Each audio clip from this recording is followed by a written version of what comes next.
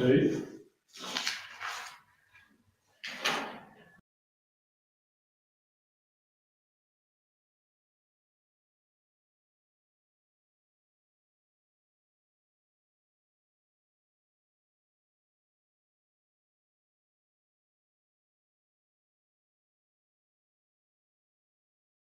So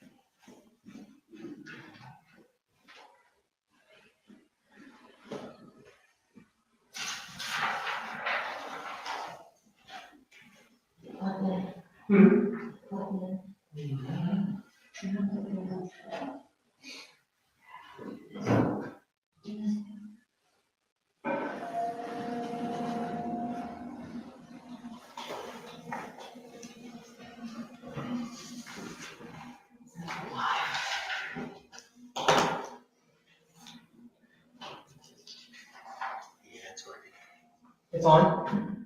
Okay, so you want to go up there? we can see the video too. Oh, there you go.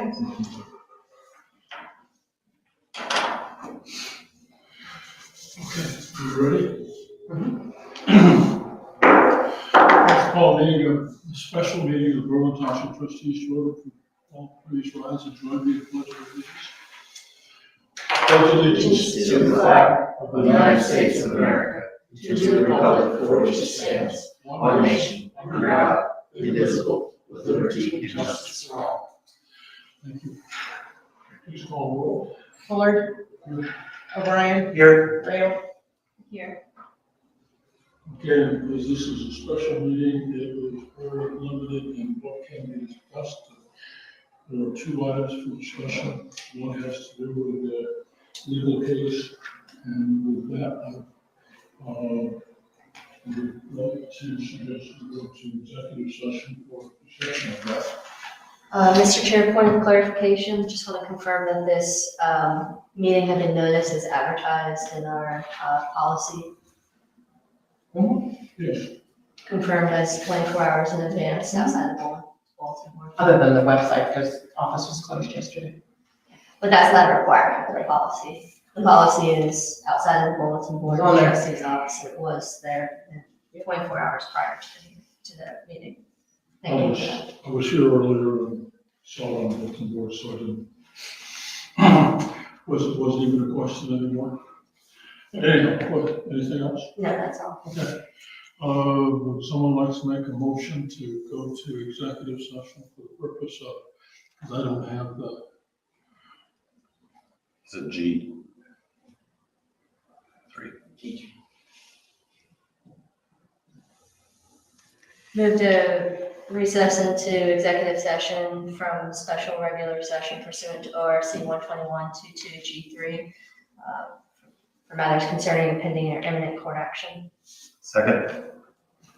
Did you want to state who would be invited in? Thank you. Friendly amendment to invite the fiscal officer, board of trustees, Mr. Stucco, and Mr. Fowler as representatives from the assistant prosecutor's office. okay. Any more discussion? Call the roll, please. Fuller. Yes, O'Brien. Yes. Rail. Yes. we are in executive session.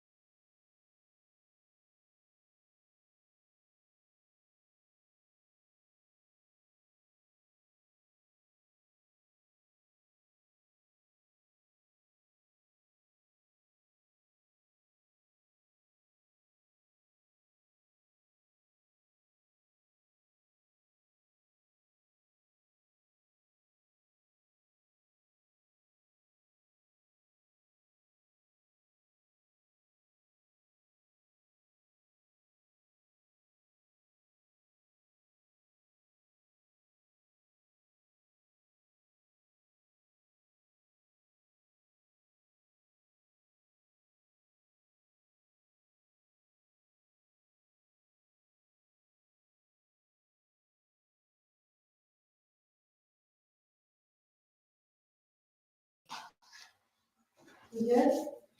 You ready? I'd like to make a motion that we return to regular session from executive session. Second. I second it. Call the roll, please. Bullard, Yes. O'Brien, Yes. Rail. Yes. Okay, we had an executive session discussing some legal matters and no actions were taken and no decisions were made. With that, I'd like to move on to the other item in our special meeting agenda, which deals with Evergreen Cemetery and some phone calls we received in the past week dealing with some mausoleum type grave spaces. We had a lady who has passed away, and the family was working to have her cremated, but there's some delays due to paperwork flow and that sort of thing. But the lady has passed away. Her family had purchased grave spaces in the, I'll call them above ground crypts on the north side of the cemetery, which are open, you can open them and they're 2 deep and there are spaces in there for remains for people. And we were expecting to put her in that, in the one that the family had purchased and had her name on it. So we believe that that'll happen. The person that we were dealing with mentioned they would like to maybe just, because it's cremains now and not remains, go to a traditional cemetery plot grave as opposed to using the above ground crypt. And I don't have any information on that any further than that part of the discussion. I'm just kind of giving you a heads up on it. The second thing, the second grave space that we had deals with someone who was sick, and we received a call from Indiana that the person had was sick and they were looking to see what they needed to do to use the mausoleum type grave plots, which the people, the one that is sick had purchased, and it's in that person's name, or at least I believe it's in that person's name, within the crypt, or within the mausoleum, which was constructed, put some bodies in it, and then it fell into disrepair. It was taken down, and then the bodies that were in it were taken out and buried in the cemetery. So there is no mausoleum, even though, and that was gone before we ever acquired the cemetery. So the mausoleum grave spaces are gone. So just wanted to kind of give you a heads up on that.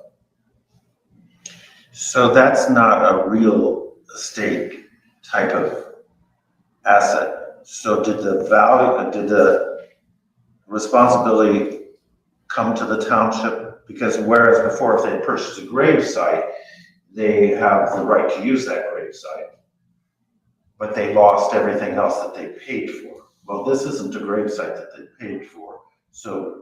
They technically don't own anything that is over in the cemetery, Right, yes, I know that, yes, which is what you're saying. yes. But with the mausoleum type thing, that wasn't a real estate area that right to use. It was within the real estate area of the cemetery which we received when it was in existence. In fact, there's a foundation there, it's a concrete pad that's over there now where they had actually built the mausoleum. That concrete pad is still in existence, but everything above the concrete floor is gone. It's all of the parts and pieces were taken apart. We believe they're in the Muslim-owned section of the property. You know, they bought the lot in the back, and we have the lot in the front. We think the parts and pieces of maybe that mausoleum, some of them are in that. The bodies are in that? No bodies. Okay, so, The only thing that was there was the mechanicals to make the mausoleum. okay, so that's kind of an aside, but not important to us That's because correct. we don't have to deal with that issue. The only thing is, what is our liability for those people who have bought a spot in the mausoleum? That's the question that I do not know the answer to. And that was the reason I talked with Tony about this some and had thought about maybe doing something else, but we really need to establish whether that mausoleum was there or not, or is we have some responsibility for it. Because before we received the mausoleum, it was gone. Yeah, that's why I'm saying, I And wonder the if, bodies that were in it were taken out and put in graves. yeah, that I fully, So if we treated this family like the other people had been treated, we would just put them in empty grave stations. okay, but just as an example, let's say every lot had been sold and there weren't any, and you had this mausoleum that doesn't exist anymore. What would our liability be then? I don't know on that. That's a hypothetical that's going beyond where. Well, because of that, I'm saying, what truly is our responsibility for those who had purchased in the mausoleum? Because I'm not advocating one way or another, but if we're treating everybody the same, Mhm. and we have said that people who own a gravesite gets a gravesite and nobody else gets anything that they had paid for, other than that, I don't want to go back on that. But if that mausoleum does create a liability for us, well, then we need to honor that. But I'm not advocating one way or the other. I just want to know the answer to that question. It's a question that I think we need to get a legal answer on. And I don't know whether it's a court question or how that gets solved. So I'm just making you aware of it. That's about all I can do at this point in time. And luckily, the person hasn't passed away yet. And then we had received a call from a lady in Indiana who was asking a question. She mentioned that they may want to move to Kentucky to do the burial. And if that happens, then that takes the question away completely. But it doesn't answer the question to deal with the mausoleum. That's probably a question that we need to answer. So we need to with respect to that. Right. And I think And it's an ongoing situation. and it would be good to get the answer to that now so that we can inform the public as to what it is so they can make plans. Because the worst thing is Sure. to not have an answer and somebody who needs to be buried needs to be buried, and you don't want to leave them hanging out in limbo. Well, the response is, we had a discussion today. Haven't had the chance to look at that legal issue yet. It's a matter of first impression for us. It might be a matter of first impression in the state. My understanding is your situation, there's one other situation. It's cemetery in the state, similar situation. And my understanding is just happens to have been owned, I believe, by the same folks who had the cemetery that you folks have. I don't think there's any prohibition if the township has another mausoleum in the same cemetery that has open spaces to transfer, essentially exchange Yeah, but we spaces. don't. But your particular situation is, you have situations where, at least with respect to the plots, you run across situations where the same plot, I understand, has been sold more than one time. So you don't have any assurance. It's definitely an open space. I don't believe there's any plans of the board to build another mausoleum. I don't think there'd be any problems if the board were to give someone an offer to say, we will agree to transfer your deed for a space in the mausoleum that no longer exists for a plot in the cemetery. Okay, but is that a requirement? Because the value in the mausoleum was probably less than the value of the cost of the.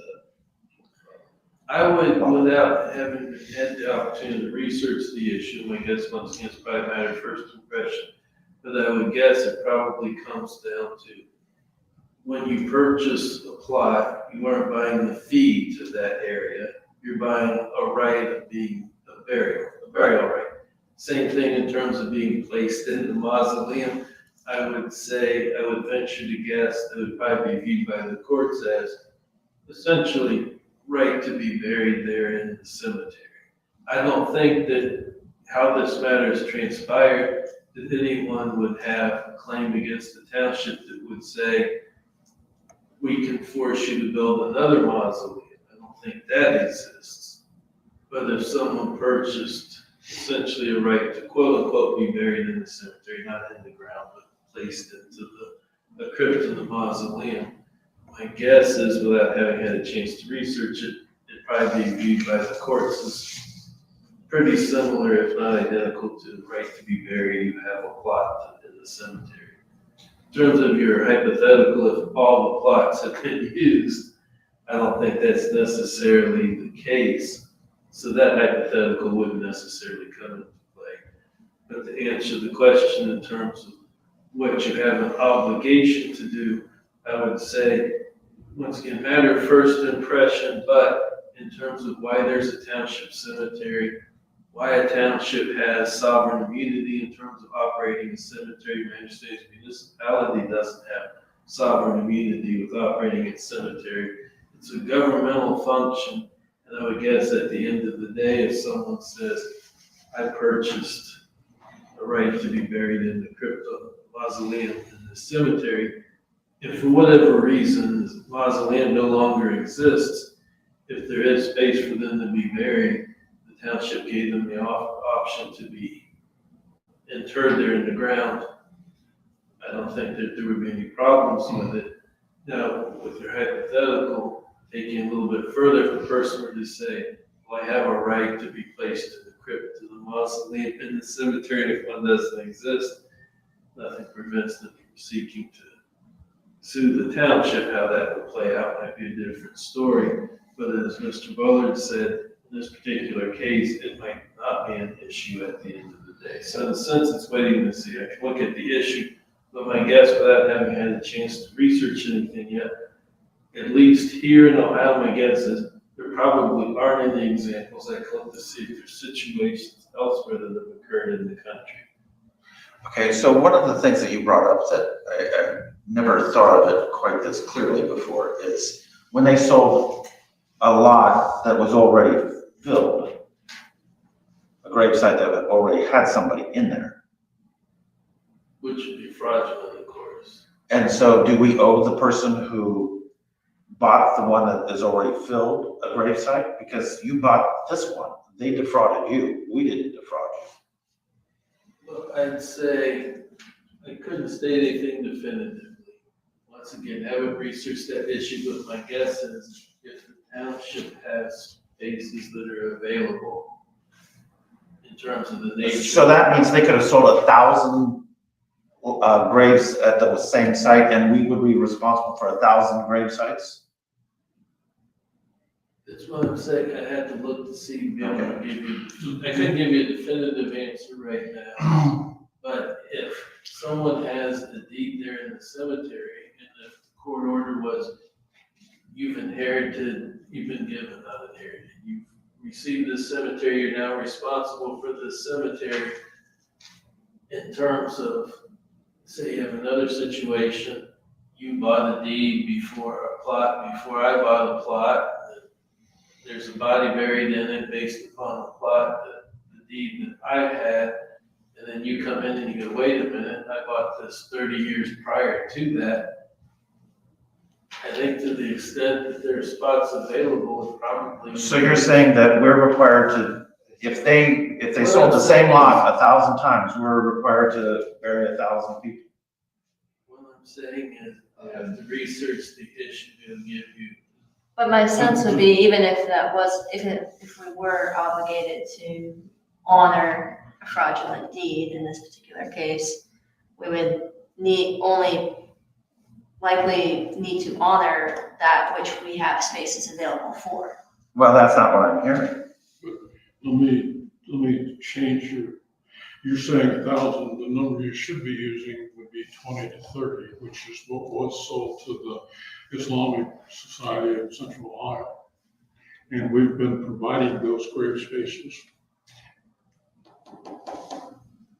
Okay, they didn't have names, they didn't have anything else. They went to the Islamic Society, and what they've been doing is telling us who goes in those graves. Well, if they But have if we don't different have grave any- sites, Or- if they have different grave sites and they're, Yeah, they were different groups. so that's fine, that's like Well, anybody else. yeah. But what I'm saying is, if they've sold the same site multiple times, that to me sounds like fraud, and we're not required to give them 20 sites. They were defrauded by these people who are in prison. That's another Tony question. We look forward to the answers on I'll that. look at the issue, but I don't know if there's anything I'm gonna find here now, maybe something nationally. But once again, the person in our office over the summer contacted some folks at the state. My understanding is they indicated to them, well, there's one other situation similar. I believe it's in northeastern Ohio somewhere, and it just happens, my understanding, to be the same folks who had this cemetery. These issues aren't supposed to exist for obvious reasons. And it does come down to the issue in terms of, I think part why the township has sovereign immunity in terms of operating the cemetery. It's a governmental function doing this, same reason that if there's an indigent burial, what the responsibilities are of the township in terms of indigent burials. But in terms of those two scenario situations, the one I didn't know existed until I believe this afternoon or so. And then the other one, you're hypothetical in terms of what happens if there's not just one or two sold for the same plot, but numerous ones sold for the same plot. What's the township's obligation? I'll have to look at that issue.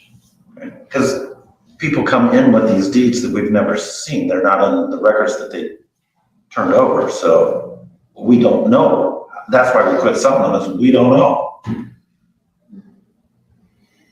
So there's a couple, 3 questions for Tony. I'll write up best I can and send those to Tony. But what it fits in the category of fraud, and they could have sold mausoleum spaces, which with the intent that it was going to be built, and that's what happened, and it got built, and then some of them got used, and then those got taken out and buried. Don't know who those people were, don't know where they're buried, but they're there, and hopefully the family will never ask where they're buried at, because we don't know. And we don't even know that they're buried there. We really, that's a whole, Yeah, I understand. that's a different issue. I do understand. Okay, but they could have taken the mausoleum and sold all the spaces in it, Or more than all the or space. more than what was in it, with the thought that someday they would build a thing, or maybe just plain old fraud and the whole thing. So, it's, I'll write it up as best I can, I'll send it to you, we'll make it 3 different questions. You don't need to write it up. We've got information. Okay, But essentially, and you can't go back in time, obviously, but ideally, this would have been addressed when the court had ordered the transfer of the cemetery to the township. The court would have said, okay, with respect Well- to this, here's your. Well, the receiver never gave us the documents, so we didn't know what we didn't have. Mm. In fact, the receiver didn't even have all the documents. no, They came from that cemetery up north. Why they were there, I don't know. that's where the people stored the stuff. And the computer was in Pennsylvania, which had the most recent records, which covers the part that we don't have any idea what went on for 3 years. Okay, that's all I've got. It's not a pretty picture, but I wanted to get that information so that you understood what was going on. Thank Thank you. Get the information. And just because I'm irritated doesn't mean I'm irritated at you. Pardon? I said, just because I'm irritated doesn't mean I'm irritated with you, because you've got to deal with the problem. Yeah, it's. And so all we need is the answer. I can be irritated even with the answer, I'm but we gotta irritated. deal with it. I'm irritated too, but I don't show it quite the same way you do. Yeah. Yes, that's true. Okay, and with that is, nothing further, I don't think. I moved to adjourn. Second, Call the roll, please. O'Brien, Yes? Rail, yes. Fuller. Yes. I answered for you. I appreciate it.